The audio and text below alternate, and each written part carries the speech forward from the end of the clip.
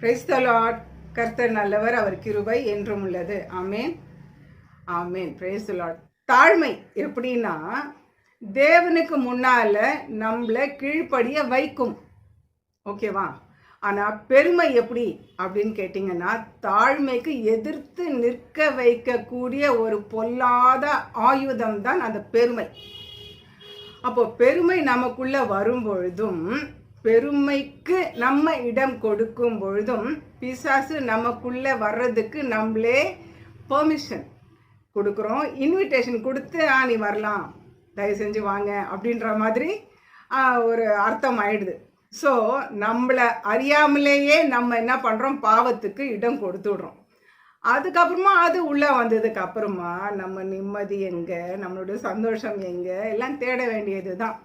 அதனால் அவன் ஒன்ஸ் நமக்குள்ளே வந்துட்டான்னா, அந்த பிசாசு சத்ருவாகி அந்த சாத்தான், அந்த பொல்லாத ஈவில் டெவில் எனிமி நமக்குள்ளே வந்துட்டான்னா, நம்மளுடைய சந்தோஷம், சமாதானம், நம்மளுடைய தூக்கம், நம்மளுடைய நிம்மதி, நம்மளுடைய வெற்றி, நம்மளுடைய ஜெயம், நம்மளுடைய மானம், மரியாதை, உயர்வு, கௌரவம் எல்லாம் போயிடும். வேதத்தில் இயேசு கிறிஸ்துவும் தன்னை தாழ்த்தி பூமிக்கு வந்தார். ஏன் வந்தார்னா, பிசாசின் பிடியில் சிக்கி இருக்கிற நம்ம ஒவ்வொருத்தரையும் விடுவிக்கும்படி, மீட்கும்படி. அவர் இவ்வளோ துன்பப்படுவார், இவ்வளோ கஷ்டப்படுவார், இவ்வளோ மரண அவஸ்தை உண்டுன்னு தெரிஞ்சிருந்தும் இறங்கி வந்தார். அந்த கீழ்ப்படுதலை தான் தேவன் விரும்புகிறார். பாருங்க, பிதாவின் சித்தத்துக்கு தன்னை ஒப்பு கொடுத்து அவருடைய மாமிசத்தையும் அவருடைய இரத்தத்தையும் அவருடைய ஜீவனையும் தியாக பலியா நம்மளுக்காக ஒப்பு கொடுத்தார். நம்மளை விடுவிக்கும்படி, நம்மளை மீட்கும்படி, நம்மளை குணமாக்கும்படி, நம்மளுடைய வறுமை தரித்திரங்கள் நீங்கும்படி, எல்லா சத்துரு போராட்டத்திலேருந்து நம்மளை மீட்கும்படி தான் இயேசு கிறிஸ்துவும் தன்னை தாழ்த்தி ஒப்பு கொடுத்து பூமிக்கு வந்து இவ்வளோ பெரிய தியாகத்தை செஞ்சதுனால பிதாவான தேவன் அவரை விட்டுட்டாரா?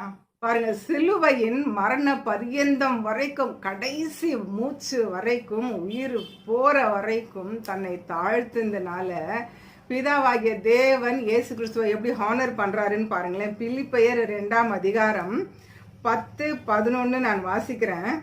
இயேசு கிறிஸ்துவின் நாமத்தில் வானோர் பூதலத்தோர் பூமியின் கீழானோருடைய முழங்கால்கள் யாவும் முடங்கும்படிக்கும் பிதாவாகிய தேவனுக்கு மகிமையாக இயேசு கிறிஸ்து கர்த்தர் என்று நாவுகள் யாவும் அறிக்கை பண்ணும்படிக்கும் எல்லா நாமத்துக்கும் மேலான நாமத்தை அவருக்கு தந்தருளினார். நீ டைரக்டா என்கிட்ட எதுவும் கேட்காத, எதுவாக இருந்தாலும் இயேசு கிறிஸ்துவின் நாமத்தினாலே கேளு, தரேன். பாத்தீங்களா? பிதாவான தேவன் அந்த பெரிய நாமத்தை, அந்த பெரிய ஆசீர்வாதத்தை, மகிமையை தேவனாகி இயேசு கிறிஸ்துவுக்கு கொடுத்துருக்குறாங்க. பெரிய ப்ரொமோஷன். கர்த்தர், கர்த்தர் எல்லாருடைய நாவுகளும் அறிக்கை செய்யணும், கர்த்தரே தேவன், கர்த்தரே தேவன், கர்த்தர் ஒருவரே தேவன். ஆமேன், ஆமேன். அதனால நம்மளுக்கு என்ன பாடுகள் கஷ்டங்கள் வந்தாலும் நம்மளை விடுவிக்கிறதுக்கு ஒரு தேவன் உண்டு, அவர் தான் இயேசு கிறிஸ்து. அதனால தாழ்த்தப்படுகிறவர்கள் உயர்த்தப்படுவார்கள். ஆமேன்.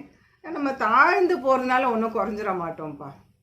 ஏன்னா ப்ராக்டிக்கலி எனக்கு தெரிஞ்சு தாழ்மை அப்படிங்கிறது ஒரு கிஃப்ட், அவ்வளோதான். அதனால் நம்ம தாழ்ந்து போகிறதுனால அது கேவலமோ இல்லை வேறு மாதிரியெல்லாம் நம்ம யோசிக்கவே கூடாது, யோசிக்கவும் முடியாது.